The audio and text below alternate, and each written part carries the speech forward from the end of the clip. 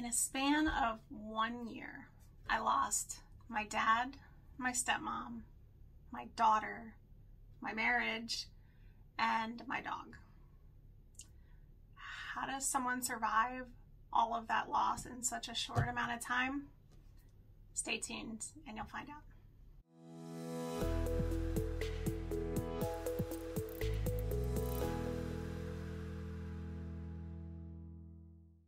Hello, fellow grievers. I am Brooke from Grieving Mommy. Today we're going to be talking about something that I am unfortunately very, very familiar with, and that is cumulative grief.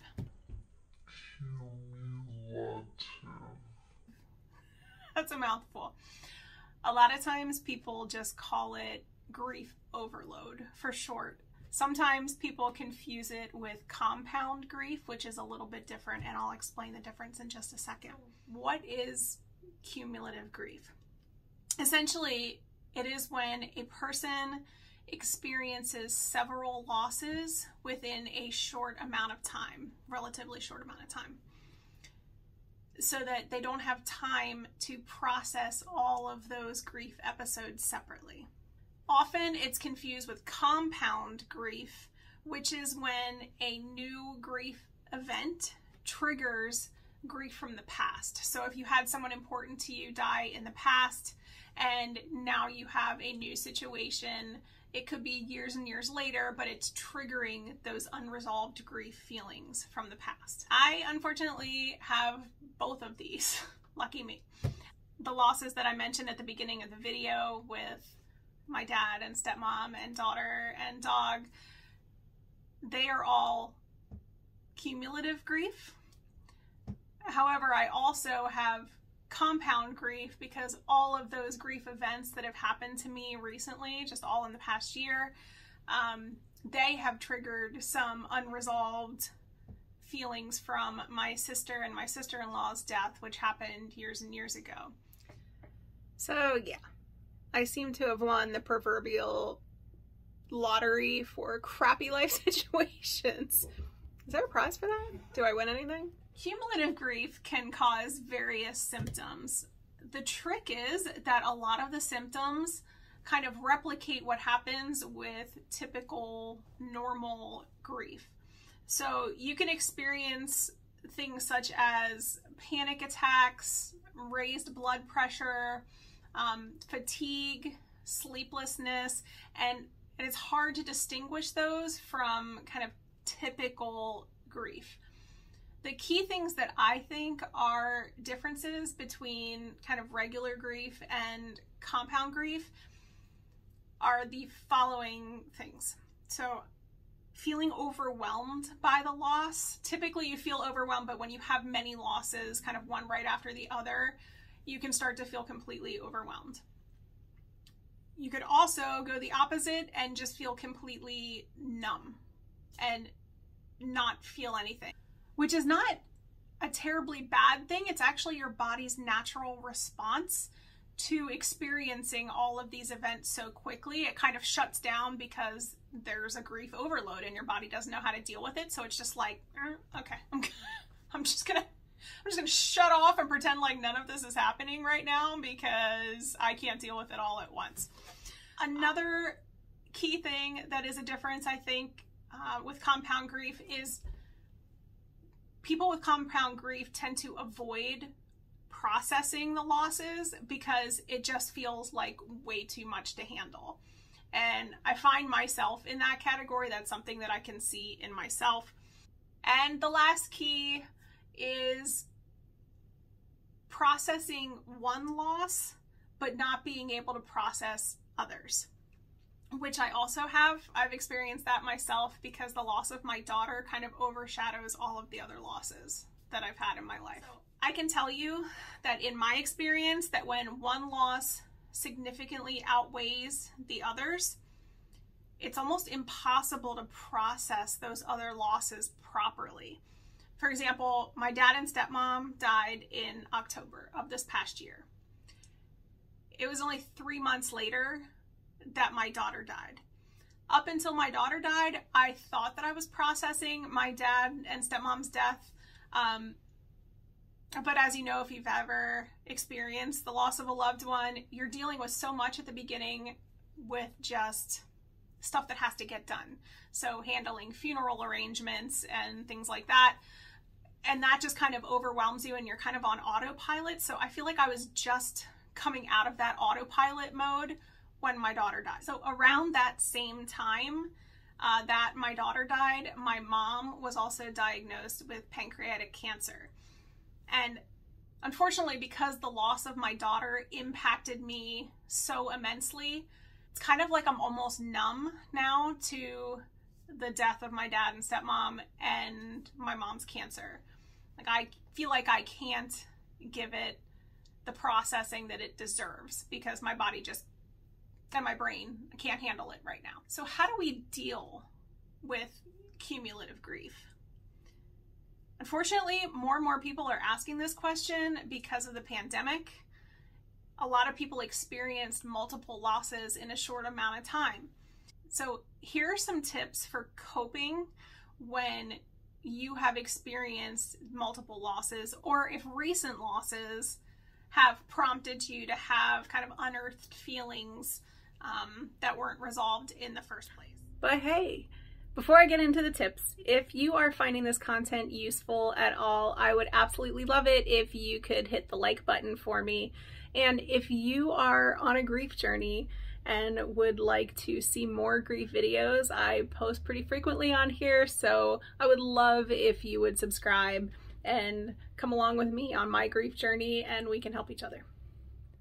Okay, now back to the tips. So it's important to remember that everyone deals with grief differently. So some of these tips may be helpful for you and some may not. You can kind of pick and choose whatever you feel like is useful for you in your situation.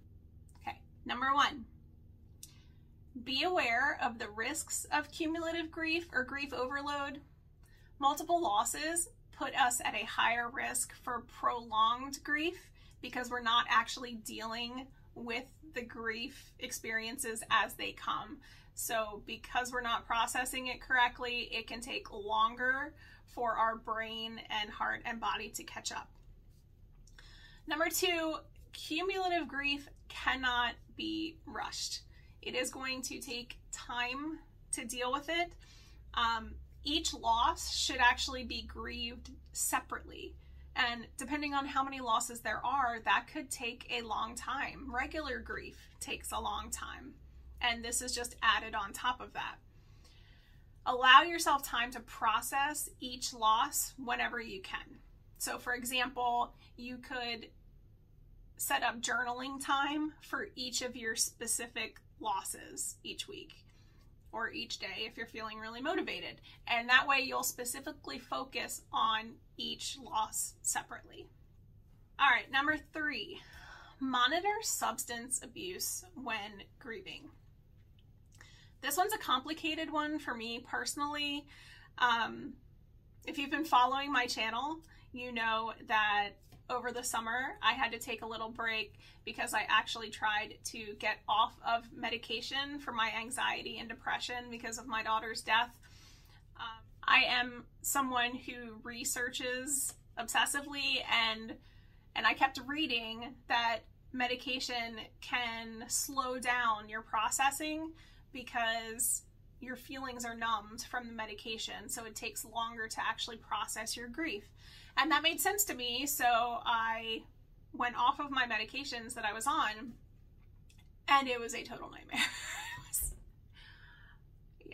It was bad. So yeah, holy cow, that was a disaster. I definitely felt the grief, but it was to the point where I pretty much shut down and couldn't function, and I didn't really want to do anything with my day. I was off of work for the summer because I'm a teacher, and there were a few weeks where I was just on the couch doing absolutely nothing but watching Netflix and crying because I was just completely overwhelmed by the feelings. I had to teach in the fall, and I knew that I would never be able to get through my days in any sort of professional manner if I did not go back on medication. So that is what I did. But I set aside time now so that I can have those feelings. I can process those feelings even though I am on the medication. So I would say to you, if you are at such a low point where you feel like you can't go on or you can't function, by all means, take the medication if you need it medically. Where you want to watch yourself is when it comes to alcohol use and other drug use, not prescription drugs, because people with compound grief tend to overuse those things until it becomes a problem, because they are numbing and people want to try to numb those feelings, but it ends up backfiring because you end up in a cycle where you can't stop. You always want to feel numb, and when it starts to wear off, you need to feel numb again. So it becomes more and more of a habit and a problem. So just something to keep in mind. Number 4, and I would say this to normal grievers as well, try to keep a daily routine or schedule as much as you possibly can. A routine gives us purpose in our day. It's something that helps us move forward with our lives without much thought. It can be as simple as waking up and showering and getting dressed and going to work if we need to go to work, eating meals, taking a walk, making sure we get enough sleep. Just sort of basic things, but if we make a routine out of it, that will drastically increase your ability to deal with the grief that you're processing. Number 5, be aware of the increased possibility for avoidance and denial with this type of grieving. And again, this is what I alluded to earlier, that if I had to pick any of these that I struggle with, this is it right here. Oh yeah, this one is my biggest problem. So when you're suffering so much loss in such a short period of time, it seems so much easier, doesn't it, to just pretend like it's not happening, or, and in my case, just work, and keep busy, and stop looking at pictures and videos because they're hard to handle, so avoiding those. And while it's okay to do these things sometimes, it cannot become your go-to method for dealing with your grief. If you do that, it will just prolong the amount of time that it takes you to actually experience the process and start healing. All right, and the last one, number 6, is join a support group if you need to, or get help from family, friends, or a counselor, clergy member, anyone who can help you. If you are going through cumulative grief or compound grief overload, whatever you want to call it, if you are going through it, it's hard. It's hard. So hard. And it's nicknamed grief overload for a reason, because your body and your brain are overloaded. So if you are really struggling to process, you need to talk to someone. You need a good support system so that you can work things out periodically with someone that is not your own brain. Okay. The support really does make a difference. Just having someone to talk to and someone to listen is miraculous, honestly. On that note, if you have lost a child, if you are a grieving parent, I would love to invite you to our virtual private child loss support group. We are having our first meeting soon. There is still time to sign up. You can sign up at any point, even after it starts, and we would love to have you. As always, thank you so much for being here. Sending love and hugs your way as you continue on your grief journey. I'll see you next time.